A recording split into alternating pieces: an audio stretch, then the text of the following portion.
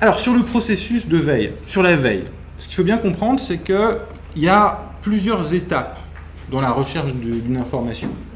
Il y a une première étape qui est importante pour éviter d'aller chercher tout et n'importe quoi. C'est définir un périmètre.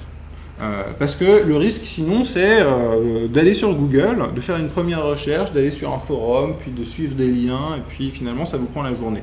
Et on finit sur Amazon à acheter des trucs. Voilà, typiquement, acheter des trucs sur Amazon, c'est hors périmètre. Donc ensuite, une fois que vous vous êtes donné des objectifs, il va falloir faire des questions, poser des questions pertinentes dans le moteur de recherche. Ça va vous permettre d'une part de trouver des informations et d'autre part d'identifier des sources. C'est-à-dire que vous trouvez une information à un instant T, potentiellement le producteur de l'information, demain ou la semaine prochaine, il va peut-être à nouveau produire de l'information qui est en mesure de vous intéresser.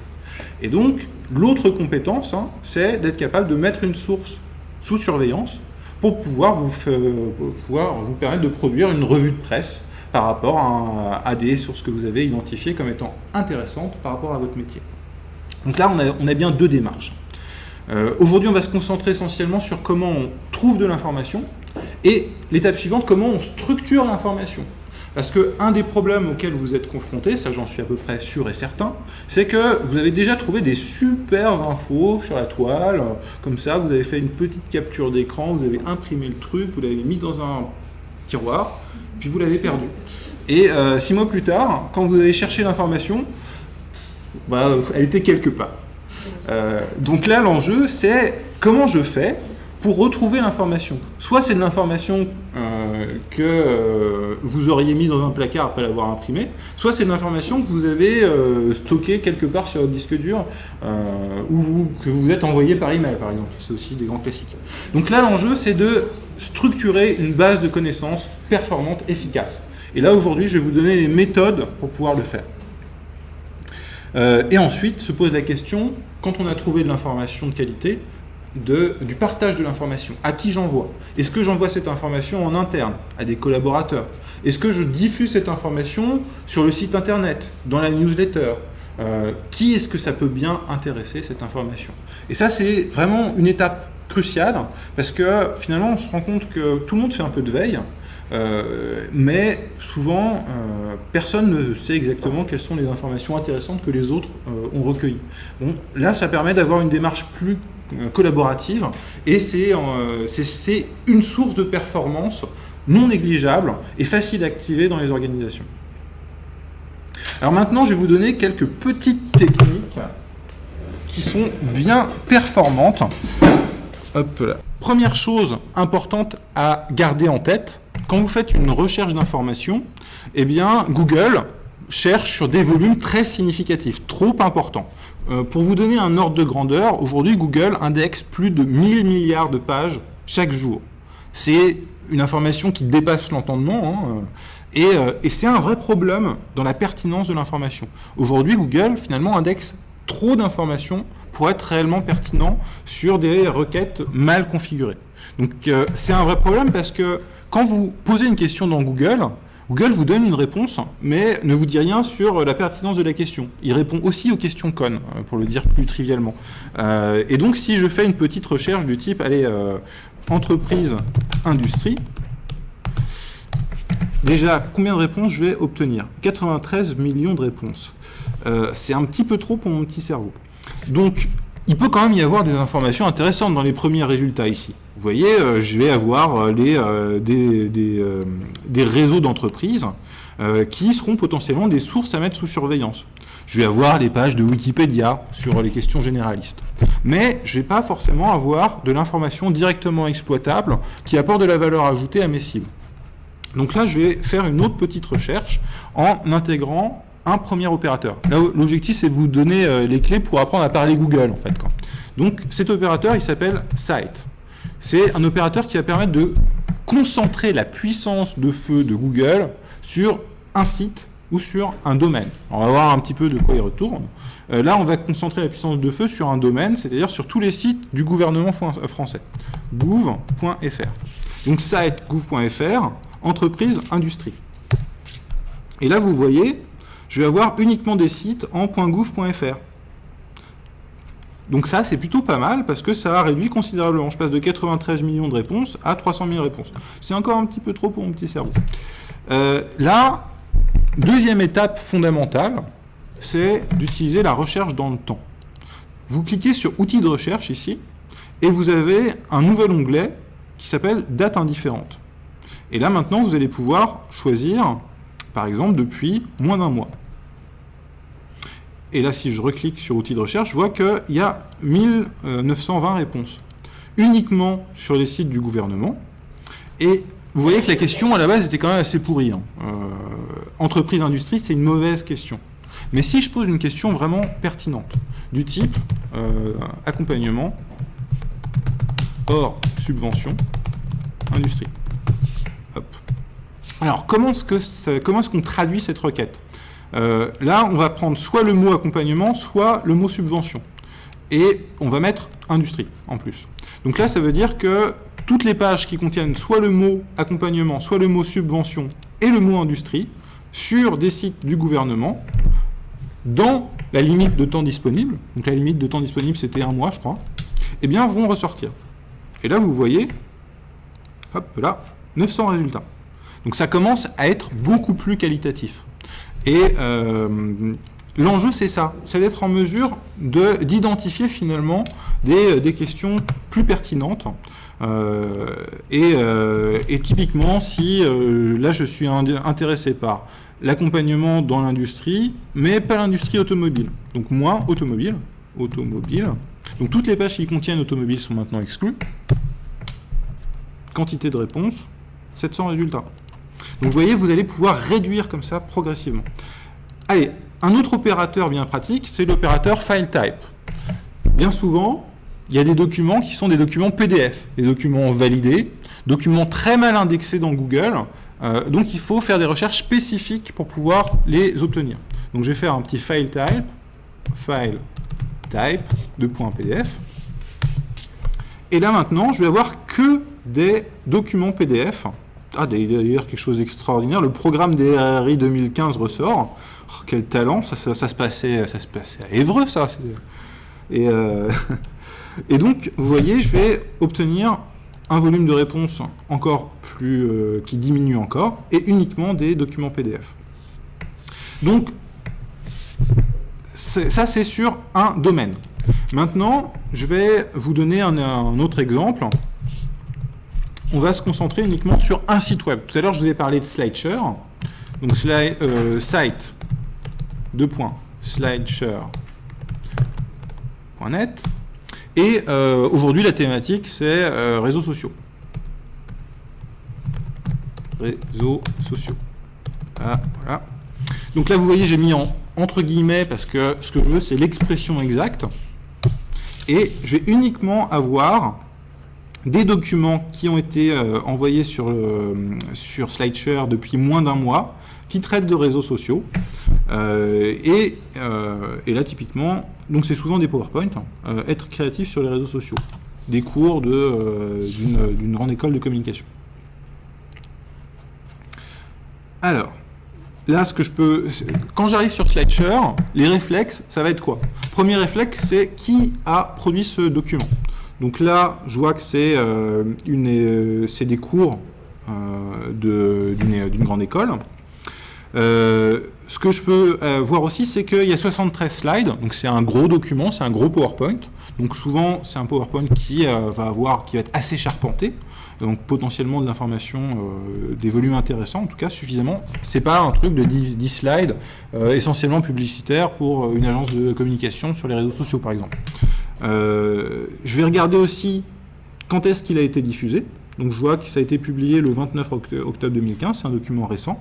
Et je vais pouvoir maintenant aller le consulter. Je vais regarder qui a fait ce document, donc je ne le connais pas, mais visiblement il est intervenant dans une agence de com. Et puis je vais aller regarder de quoi il parle, quoi. Alors, il faut bien garder en tête que sur un PowerPoint, souvent, le PowerPoint, c'est qu'une toute petite partie de l'information. C'est-à-dire que souvent, c'est pas le PowerPoint le plus intéressant, c'est ce que raconte le bonhomme, ou la bonne femme, hein, bien entendu.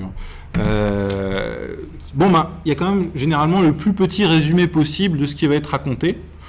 Attention malgré tout, si vous ne connaissez pas le sujet, ça peut vous amener sur des malentendus, hein, mais malgré tout, c'est des contenus intéressants.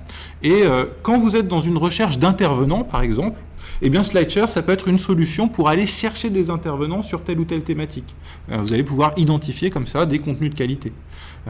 Et puis éventuellement, si vous discutez avec des intervenants, vous pouvez aussi dire « Ah ben tiens, sur ce sujet-là, j'ai aussi trouvé 2 ou 3 autres supports que je trouvais très intéressants. » Potentiellement, vous pouvez vous en inspirer.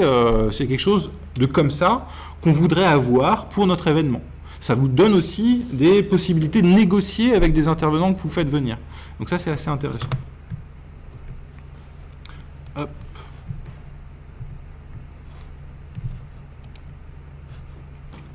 Juste le côté accent et pas accent. Quand on tape réseau avec accent, la sortie du document sans accent, est-ce que ça a un impact ou pas? Oui, ça a un impact. C'est-à-dire Google indexe les accents, très clairement. Il indexe aussi singulier, pluriel. Donc c'est des choses à prendre en ligne de compte, mais ce n'est pas la première question à se poser. La première question, c'est quels sont les mots-clés discriminants et les mettre dans leur occurrence de sens les plus classiques, hein, c'est-à-dire avec accent si possible. Parce que généralement, les documents finalisés, c'est plutôt des documents sans faute d'orthographe, donc qui respectent les accentuations. Et donc voilà, mais effectivement la question est pertinente, mais c'est plus une question pertinente dans le cadre de problématiques de référencement. Sur de la recherche d'informations, taper les mots avec accent correctement orthographié. Donc ça c'est pour l'opérateur site, pour l'opérateur file type et pour la recherche dans le temps. Qui utilisait ces opérateurs ? C'est bien, excellent Fabien. Ouais, mais toi tu triches, t'étais venu à une présentation que j'avais fait il y a... Alors, retour d'expérience d'ailleurs, toi qui utilises maintenant ces requêtes, est-ce que ça t'a apporté des choses ? Ah oui, complètement. Ne serait-ce que le field type, c'est un petit peu très pratique, parce que si on cherche, on a pris un PDF, mais si on cherche, je sais pas, un exemple de business plan, de simulateur, de calcul pour un crédit immobilier par exemple, j'ai plutôt dire, je cherche un document Excel, parce qu'il va déjà être très organisé pour faire les calculs que j'ai besoin. Donc c'est typiquement, voilà, au lieu de chercher désespérément un document Excel en pièce jointe d'une page web, j'ai que des documents Excel, j'ai plus qu'à cliquer sur 3-4 et je pense que ça m'intéresse. Voilà. Alors, attention malgré tout sur les documents Excel que tu rattrapes sur Internet, hein, il peut y avoir des malwares intégrés dedans, hein, petite vigilance par rapport à ça. Mais oui, FileType fonctionne effectivement aussi avec les .doc, les .xls. C'est un très bon couteau suisse pour aller chercher des documents spécifiques qui, encore une fois, sont mal indexés par rapport à des pages web. C'est-à-dire que Google, c'est conçu pour indexer des pages web à la base, hein. Et c'est vraiment là-dessus qu'il est le meilleur, et du coup ça écrase tous les autres types de contenus dans les recherches que vous pouvez faire au quotidien. Donc voilà pour la recherche d'informations. Donc je vous ai mis pour mémoire, hein, l'ensemble des astuces, hein, c'est-à-dire que vous pourrez retrouver dans le PowerPoint les différentes étapes dans une recherche. Donc là je vais passer là-dessus. Alors maintenant, quelques autres petites astuces. Je vous ai montré l'opérateur OR, je vous ai montré l'opérateur FileType. L'opérateur around est pas mal non plus, c'est un bon truc. Donc around, comment ça fonctionne ? C'est un peu plus exotique comme technique. Vous allez donc garder en tête que quand vous faites une recherche, souvent l'enjeu c'est d'identifier un document qui répond à plusieurs problématiques. Et donc, il faut que dans le même paragraphe, ça traite de 2 idées qui sont liées l'une à l'autre. Et que ça ne soit pas une idée qui est prise à un endroit sur la page et une autre idée qui est dans un lien sur le côté de la page. Donc typiquement, c'est à ça que sert l'opérateur around. Donc ça peut paraître un peu élaboré, hein, donc je vais vous donner un exemple, ce sera beaucoup plus parlant. Dans l'industrie du tourisme, par exemple, il y a eu récemment quelque chose qui s'est passé, c'est que les différents, il y a eu un projet de loi cet été par rapport aux plateformes de paiement, les Booking, et TripAdvisor et compagnie, quoi. Donc là, ce qui va m'intéresser, c'est d'avoir TripAdvisor, around, allez, 40. 40, c'est le nombre de mots qui va séparer TripAdvisor de Booking.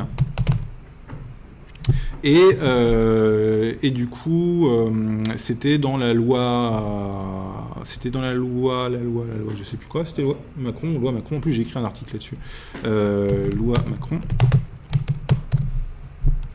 Et là, vous voyez que je vais avoir, hop là, TripAdvisor et Booking, loi Macron, et donc mes deux mots seront bien séparés de moins de 40 mots. Et c'est vraiment utile quand vous faites des recherches un peu élaborées. C'est un opérateur avancé. Si ça vous paraît trop compliqué, par ordre de priorité, commencez à faire des recherches sur les sites internet avec l'opérateur site, plus recherche dans le temps. Ça, c'est les deux trucs super importants à mettre en pratique en priorité. File type, plus PDF ou plus XLS aussi, ça c'est des trucs intéressants. Et puis ensuite, quand vous vous sentirez à l'aise, typiquement, passez sur l'opérateur Around, qui vous donnera de nouveaux types de résultats encore très pertinents. Et puis, dernier point, là c'est vraiment un peu plus dans le détail. Si vous cherchez des plages de chiffres, eh bien sachez que Google vous permet de faire des recherches de plages de chiffres entre 10 et 100. Et donc typiquement, je vous ai donné un exemple, je recherche des choses qui vont parler des articles qui traitent de levée de fonds, et entre 10 et 100 millions d'euros. Donc ça peut être intéressant ça peut être des recherches qu'on peut faire quand on est veilleur. Donc vous voyez, finalement, Google, c'est un super outil, mais c'est un outil d'autant plus intéressant quand on l'utilise efficacement, quand on parle Google, en fait. Et donc là, les questions que vous devez vous poser en amont, c'est de quelle information j'ai réellement besoin ? Qui détient l'information ? Sur quel type de site ça peut se trouver ? Quels sont les bons mots-clés ? Parfois, avec des mots-clés un petit peu plus jargon, eh bien, on va obtenir finalement des réponses beaucoup plus ciblées. Donc ça peut être aussi très intéressant. Donc, quels sont les bons mots-clés ? Qui sont les experts sur le sujet ? En vous posant ces questions-là, vous allez trouver des informations beaucoup plus pertinentes. Et c'est ça l'enjeu pour gagner du temps et puis finalement pour trouver des informations que vos cibles n'ont pas. Parce que si vous voulez apporter de la valeur ajoutée, finalement, diffuser un article qui a été déjà lu et relu par vos cibles, c'est pas toujours très intéressant. Mais être capable de sortir une information qui n'est pas encore grand public, là, ça peut vous amener en fait un aura d'expertise. Et ça, c'est quand même pertinent. Est-ce que vous avez des questions sur la recherche et la veille ? Je parle de partager un article. Ouais. Est-ce qu'il y a des limites légales par rapport au fait justement de partager des articles d'appartenir à la base à une personne qui... Alors c'est une bonne question. Qu'est-ce qu'on a le droit de faire ? On a le droit de partager un lien, aucun souci. On a le droit aussi potentiellement de prendre un titre d'un article, de faire un petit résumé ou de prendre 2-3 lignes de l'article et de dire, voilà, cet article est très intéressant, un tel l'a produit, vous allez pouvoir le lire à tel endroit et mettre le lien. Donc ça, on a le droit de faire. Ce qu'on n'a pas le droit de faire, c'est copier l'article, le mettre sur son site internet et dire « c'est moi qui l'ai écrit ». Ça, c'est du plagiat et c'est bien entendu complètement interdit. Donc attention effectivement à ça, mais effectivement, citer des liens, aucun souci. Ou petite, donc c'est l'exception de citation, quand on prend un petit bout de l'article pour pouvoir le diffuser. Mais ça ne doit pas excéder plus d'un paragraphe, typiquement. Donc attention encore une fois à ça. Par contre, dans une logique de revue de presse, vous allez pouvoir comme ça prendre 3-4 articles sur un même sujet et les diffuser. Là encore une fois, c'est totalement légal et vous allez pouvoir intégrer ça dans des résultats, dans une newsletter par exemple. D'autres questions sur la recherche et la veille ? Est-ce que ça vous paraît, ça vous paraît faisable ? Est-ce que ça vous paraît pas trop compliqué ? Est-ce que c'était clair ? Bon, super. Alors maintenant, se pose la question, quand on a trouvé une pépite informationnelle, de comment est-ce qu'on la garde dans un endroit où on va pouvoir la retrouver, quand on en a vraiment besoin. Quand on se dit, tiens, j'avais trouvé un article il y a 6 mois, comment est-ce que je le retrouve quelque part ? Donc là, je vais vous faire une petite démonstration de Evernote. C'est une solution parmi d'autres. Le compte gratuit permet de faire des choses très intéressantes. Donc, première étape, on va parcourir le processus de captation d'informations. Première étape, c'est je tombe sur un article suite à une recherche sur Google, par exemple, ou suite à la consultation d'un site que j'apprécie tout particulièrement. Donc là, ce que je veux, c'est capturer cet article. D'autant plus que sur certains sites web, par exemple les Échos, globalement les sites de la presse, les articles, au bout d'une semaine, ils sont plus accessibles. Ou ils sont juste accessibles en partie. Donc là, pouvoir capturer l'intégralité de l'article, c'est vachement bien parce que dans une semaine, je pourrais toujours y accéder dans son intégralité. Donc c'est à ça aussi que ça va vous servir, une base de connaissances. Donc je trouve un article intéressant. Première étape, j'analyse un peu de quoi il retourne. Est-ce que l'information est fiable? Qui est la source, qui est l'auteur de l'information? Et si l'information est fiable, intéressante, eh bien, je vais pouvoir la stocker dans ma base de connaissances. Donc, je vais vous montrer le processus en vrai. Hop là. Donc, on va aller sur un site. Bon, allez, on va aller sur les Échos pour vous montrer.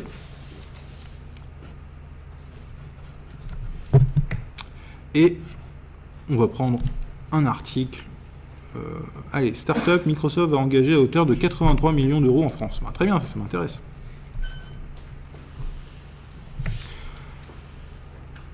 Hop, donc je ferme ça. Et là, je vais capturer cet article. Pour capturer cet article, j'ai installé un plugin sur mon navigateur. Donc là, il faudra vous rapprocher des informaticiens pour que vous puissiez intégrer ce plugin-là. J'appuie sur mon petit bouton Evernote. Et là, vous voyez, j'ai une pop-up qui va me permettre de stocker cette information quelque part. Donc, je lui dis de capturer l'article dans son intégralité. Là, vous voyez, il m'a pris uniquement l'article. Il m'a pas pris il m'a pas pris. Alors, le titre, il a capté. Et là, c'est l'illustration. Donc, c'est bon, j'ai juste besoin de ce contenu-là. Potentiellement, vous voyez, s'il ne m'a pas pris une bonne partie, si j'en veux moins, il va me prendre uniquement le chapeau. Si j'en veux plus, il va me prendre tout ça. Je pourrais lui demander d'en prendre encore plus et il pourrait me capter toute la page. Donc je vais pouvoir régler déjà des choses.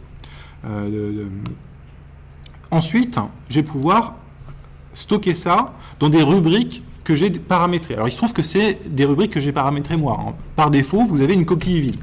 Donc, tout à l'heure, je vous montrerai dans Evernote à quoi ça ressemble. Donc là, il se trouve que je vais ranger ça dans la partie, ma partie économie du web, enregistré. Alors comme moi je suis veilleur, j'ai beaucoup de rubriques. Je vous conseille bien entendu de ne pas en avoir autant, parce qu'il se trouve que moi ça fait partie de mon boulot. Je vous conseille de vous concentrer sur quelques rubriques qui sont liées à votre cœur de métier. Mais on va voir ça tout à l'heure sur l'organisation de l'information. Donc là, vous voyez, c'est bon, il me dit, on a capturé cette information dans Evernote. Allons voir dans Evernote de quoi il retourne. Donc Evernote, de deux choses l'une, soit vous installez le logiciel sur votre ordinateur, soit vous consultez Evernote en mode distant, en vous connectant sur le site web. Donc là, je vais sur Evernote, je tape mon mot de passe, hop, mon login,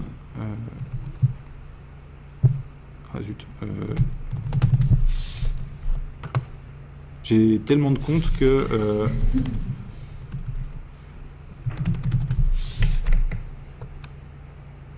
voilà.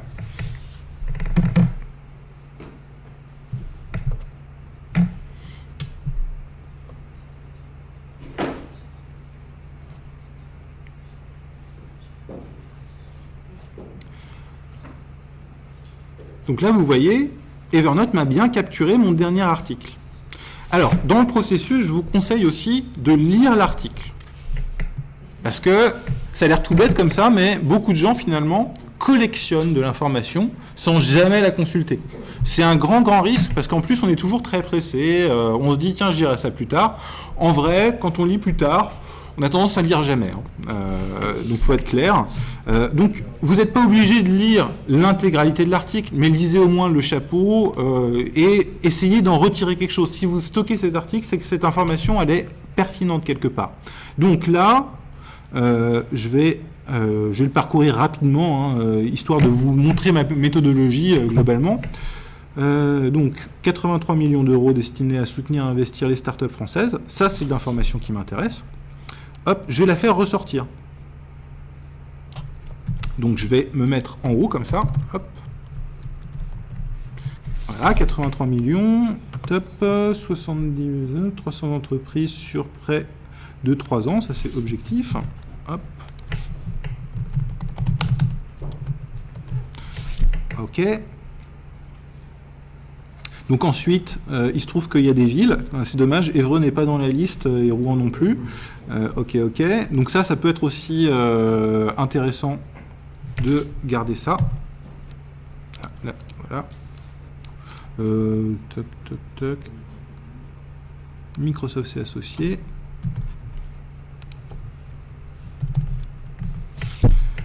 Alors, ça on s'en fout. Voilà. Donc, du coup, je garde uniquement ces informations. Alors, pourquoi est-ce que je fais ça? Pour la simple et bonne raison que dans un mois ou dans 6 mois, quand vous allez parcourir vos documents de veille, eh bien, ces 3 points-là, quand vous allez les lire, vous allez, par un mécanisme extraordinaire de notre fonction cérébrale mémoire, vous remémorer ces données-là. Et c'est vraiment quelque chose d'assez extraordinaire. C'est-à-dire que si vous ne lisez pas, quand vous parcourez, tout paraît très chiant. Si vous stockez comme ça quelques points qui vous semblent intéressants, quand vous parcourez, eh bien, vous voyagez à travers votre mémoire en vous remémorant des tas de choses. Et ça, c'est intéressant aussi parce que ça vous permet, moi, c'est quelque chose que je fais à peu près une fois tous les 2 mois. Je parcours de l'information que j'ai stockée thématique par thématique. Et ça me permet de faire des liens. Ça me permet de voir qu'une information diffusée à un instant T, elle entre en résonance avec une information qui a été diffusée 3 mois ou 6 mois plus tôt. Et ça, c'est quelque chose d'intéressant parce que quand vous devez publier des articles, quand vous devez faire de la recherche sur tel ou tel sujet, c'est important d'avoir des angles, de pouvoir vous différencier de ce que vous avez lu et de pouvoir, comme ça, apporter une valeur ajoutée. Et finalement, créer des liens entre les informations, c'est de la valeur ajoutée.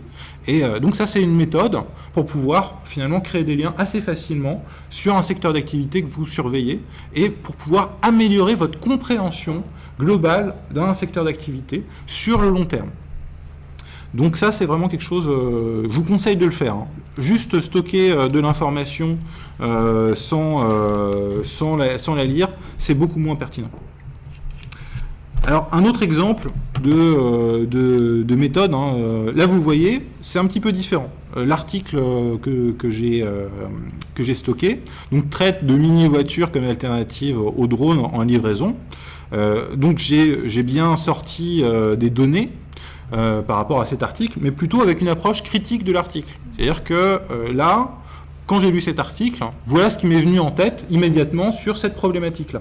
Et vous voyez, en fait, ce type de contenu que vous sortez immédiatement dans la lecture d'un article, potentiellement, c'est du contenu que vous pouvez mettre dans une newsletter, justement. Dans une logique de revue de presse, eh bien, vous sortez 2-3 points par rapport à cet article, où vous apportez un petit peu de valeur ajoutée, et vous diffusez ça soit dans une revue de presse diffusée par la newsletter, soit dans les réseaux sociaux, dans un groupe qui est dédié à cette problématique. Toujours le partage d'informations. Ça, c'est en externe ou en interne. Vous créez le débat avec d'autres collègues ou sinon, dans un interne un peu plus élargi, les newsletters de CCINet, c'était des endroits, d'ailleurs c'est toujours des endroits, c'est toujours assez actif. Moi, typiquement, je fais partie de plusieurs newsletters sur CCINet qui traitent de numérique. On a régulièrement des débats enflammés sur des sujets divers et variés. Et parfois d'ailleurs assez pointus. Il y a un bon niveau en matière de numérique dans le réseau CCINet. Donc voilà, typiquement, c'est des choses que vous allez pouvoir échanger, partager, qui vont amener du débat. Alors, sur ma méthodologie de classement. Donc il se trouve que c'est une méthodologie que j'ai empruntée aux documentalistes. Alors j'ai des tas de trucs, hop là, dedans. Vous voyez, j'ai des trucs plus ou moins perso, plus ou moins professionnels. D'ailleurs, je vous conseille de préparer vos week-ends avec Evernote, hein. Bien entendu en dehors de vos horaires de travail, hein. C'est un message enregistré, alors du coup, faut que je fasse attention à ce que je raconte. Mais concrètement, utilisez Evernote de manière à préparer vos week-ends ou vos vacances, de manière à acquérir la compétence structuration de l'information dans une base de connaissances. Et dans un truc qui soit un peu ludique, qui vous fasse pas complètement chier, quoi. Et je suis pas en train de dire que votre travail vous fait complètement chier, hein. Attention, ne me faites pas dire ce que je n'ai pas dit, hein. Mais en tout cas, si vous travaillez à la structuration de vos vacances, c'est que vous aurez probablement beaucoup de motivation pour ça. Et vous allez voir, les compétences que vous allez acquérir en préparant vos vacances, c'est des compétences que vous pourrez transférer dans votre structuration de la veille sur Internet. Donc on peut le faire pendant du travail, quoi, si c'est de la formation continue. Ceci n'engage que toi, hein, donc c'est...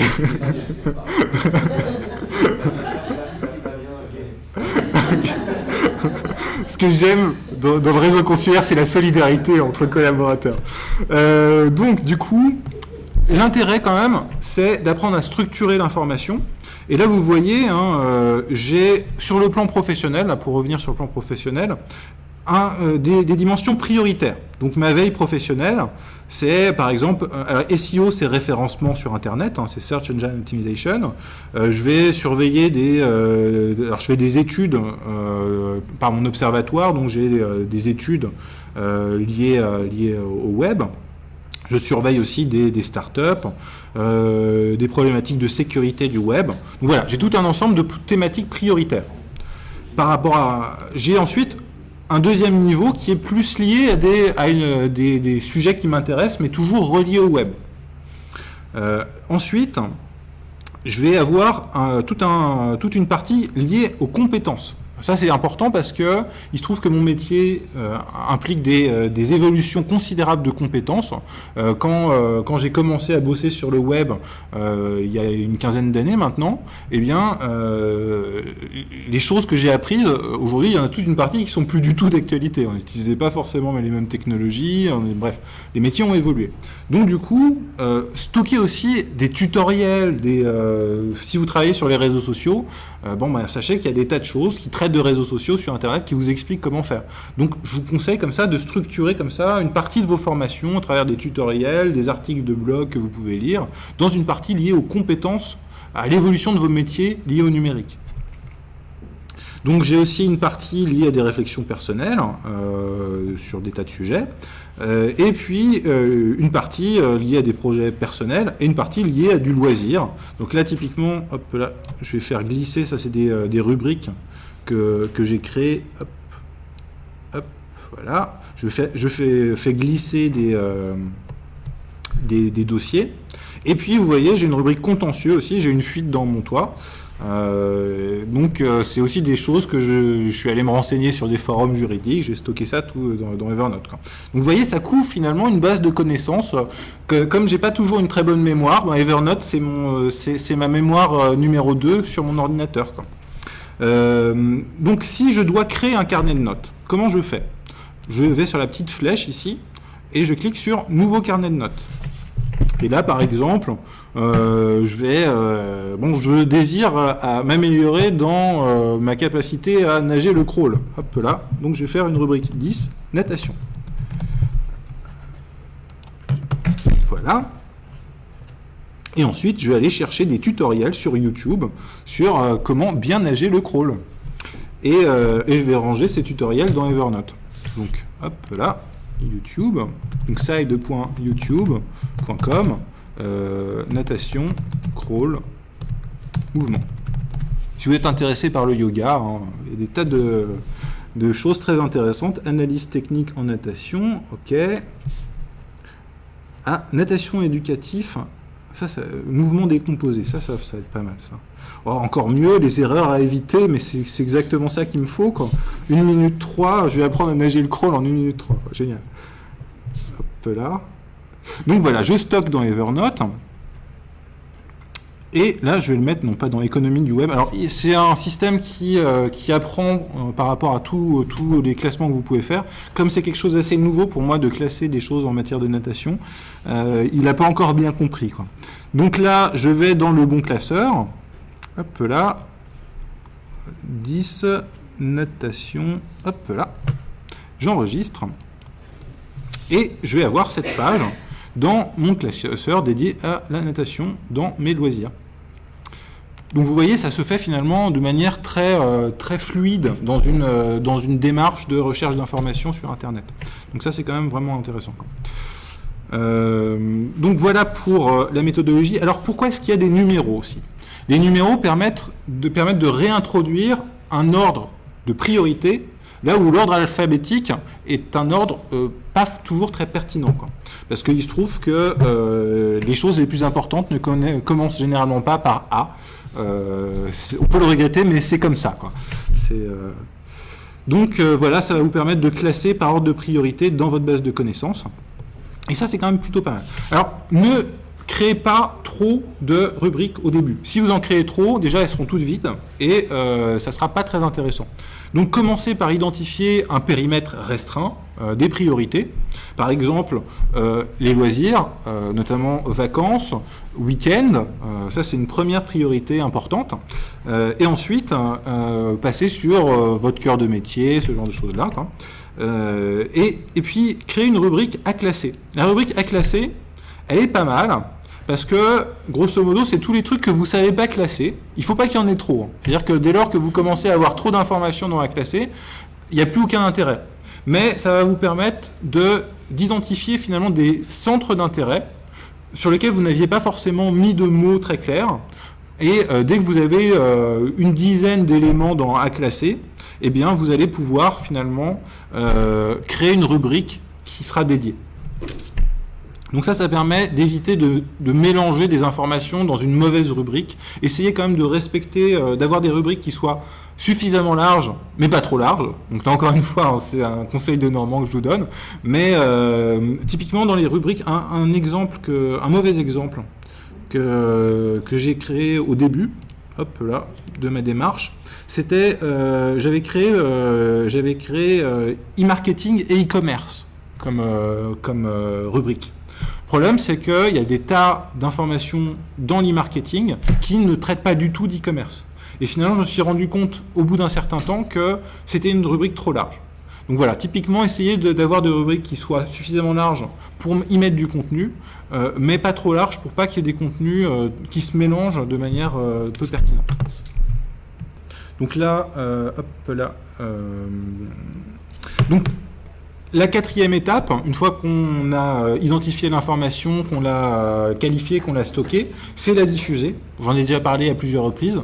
Soit la diffuser à des collaborateurs, soit la diffuser dans des groupes sur des réseaux sociaux, soit la diffuser dans des newsletters à des cibles, soit la diffuser sur le site internet.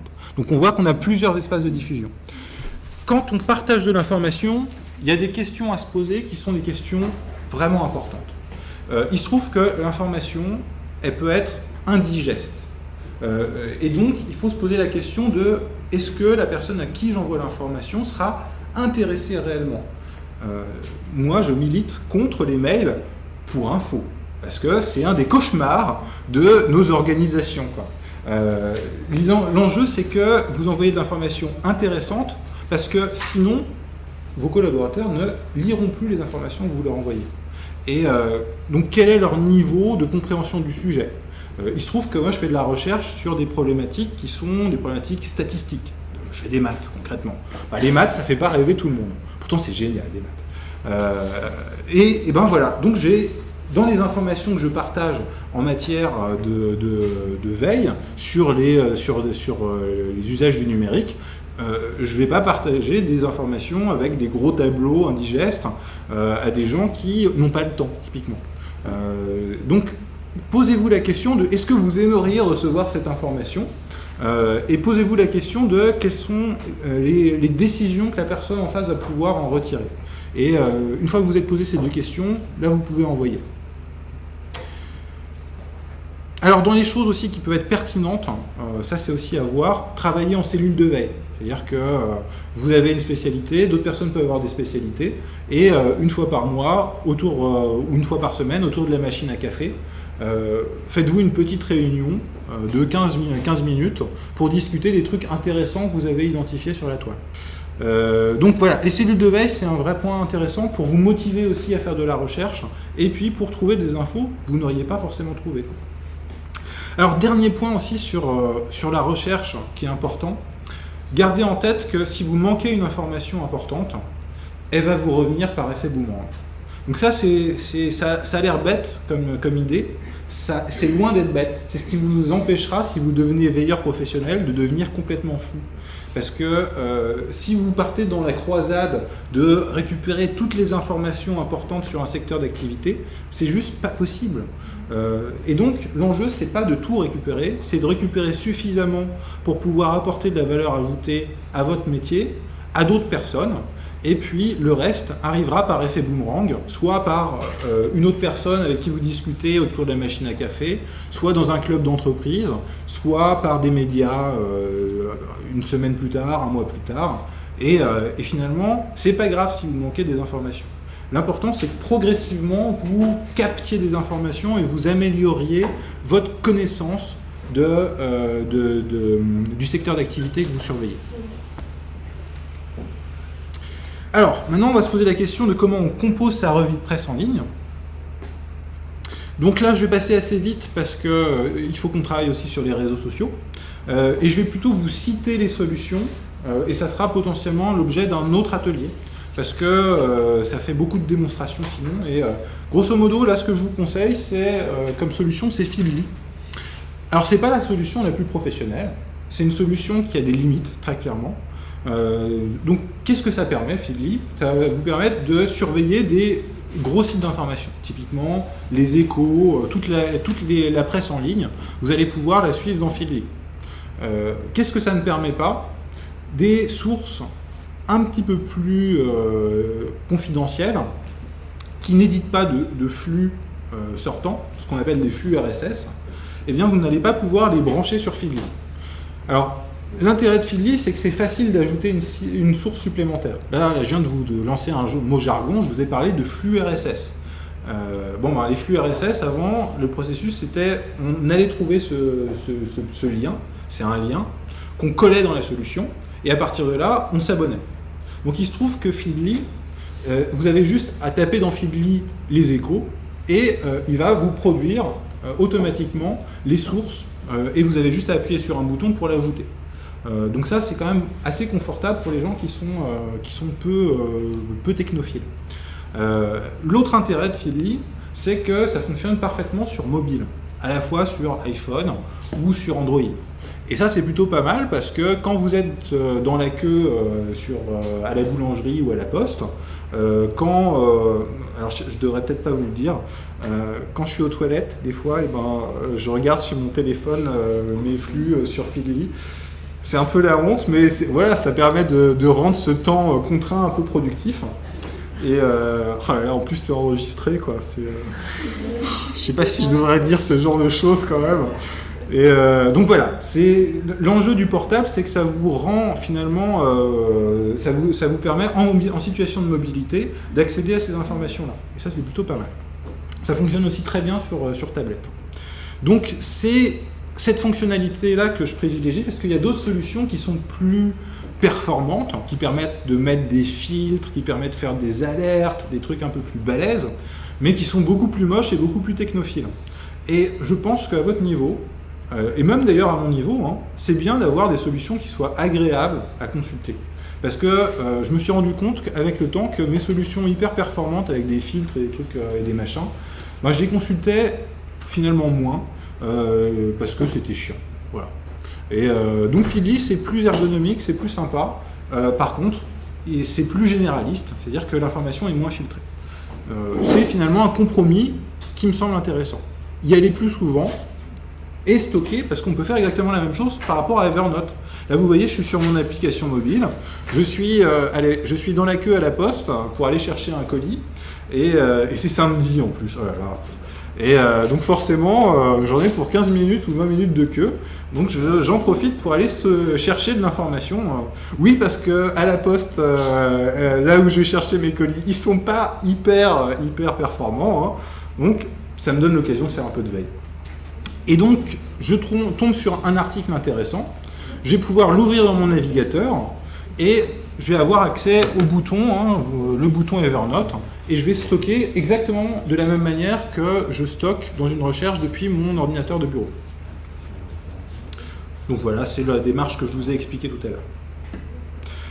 Alors pour finir sur la veille, je ne sais pas si certains d'entre vous écoutent la radio. Moi, je suis un amateur de radio depuis des années, et il y a un truc qui s'est passé au tournant du 21e siècle, c'est le podcast. Et c'est quand même quelque chose d'assez extraordinaire. Qui podcast des émissions de radio? Yeah, c'est ça c'est la bonne attitude. Donc c'est vachement bien parce qu'il y en a sur tous les sujets. Notamment, il y a d'excellentes émissions de radio sur les sujets économiques, sur France Culture ou sur France Inter. Sur les sujets scientifiques, il y a aussi des tas de choses. On peut podcaster aussi les cours du Collège de France sur des tas de sujets si vous voulez aller un peu plus loin sur des problématiques de recherche contemporaine. Donc voilà, aujourd'hui, on a la chance en France de pouvoir bénéficier de podcasts d'excellente qualité et totalement gratuits. Donc allez-y, faites votre marché et potentiellement écoutez ça encore une fois dans les temps contraints. C'est-à-dire que quand vous êtes dans les transports en commun, quand vous êtes dans la bagnole, eh bien, écoutez un petit podcast. C'est plutôt pas mal parce que comme ça, c'est aussi une manière de faire de la veille. C'est aussi une manière de rouler un petit peu moins vite parce qu'au lieu de vous concentrer sur ce connard devant qui se traîne, eh bien, vous vous concentrez sur les choses très intéressantes et passionnantes qui sont diffusées dans votre podcast. Et donc, comme ça, vous avez moins de PV au niveau des radars. Donc c'est uniquement gagnant, quoi. Est-ce qu'on peut le diffuser? Est-ce qu'on peut quoi? Est-ce qu'on peut le rediffuser? Oui, c'est ça le principe en fait, c'est que tu t'abonnes à tes émissions préférées et du coup tu vas pouvoir écouter au moment où tu es justement dans un temps contraint. Donc, par exemple, dans une newsletter, est-ce que je peux intégrer un lien qui va rediriger vers cette Oui, émission? complètement. C'est-à-dire qu'on peut aujourd'hui, c'est-à-dire que sur le service public audiovisuel, donc sur Culture ou sur Inter, où il y a les principales émissions économiques sur lesquelles, mais sur Info aussi, il y a des petites interviews. Typiquement, c'est disponible pendant 1000 jours. Donc oui, il y a la possibilité de diffuser pendant 1000 jours. Donc dans une newsletter, c'est tout à fait envisageable, quoi. Donc voilà. Et puis c'est pareil, c'est intéressant, c'est une bonne question au-delà du podcast. Sur YouTube, typiquement, intégrer des vidéos dans les newsletters, ça peut être des contenus supplémentaires, enrichis, que vous allez pouvoir partager dans les semaines, mois et années à venir. D'autres questions, réactions? Vos émissions de préférées Sur les réseaux sociaux, moi j'utilise beaucoup Facebook pour être informé aussi. Je me suis abonné à des journaux, des choses comme ça, et en fait sur mon mur, les informations qui me sont poussées. Oui, alors moi personnellement, c'est pas le réseau que j'utilise le plus en matière de veille, parce qu'il est pollué par les photos des enfants de mes amis. Et ok, tout s'explique. Mais oui, après, à vous de voir comment vous intégrez votre veille. L'avantage d'un système comme Feedly, c'est que ça se concentre vraiment sur la veille. L'objectif, c'est de retrouver de l'information. Mais c'est vrai qu'on peut capter de l'information via les réseaux sociaux professionnels. Alors d'ailleurs, c'est un vrai problème, je vous en parlerai tout à l'heure. Tout à l'heure, je vais vous parler de Viadeo et de LinkedIn, c'est de ça dont on va parler maintenant. Dans les groupes, on pouvait avant récupérer les flux des groupes et les intégrer dans les plateformes de veille.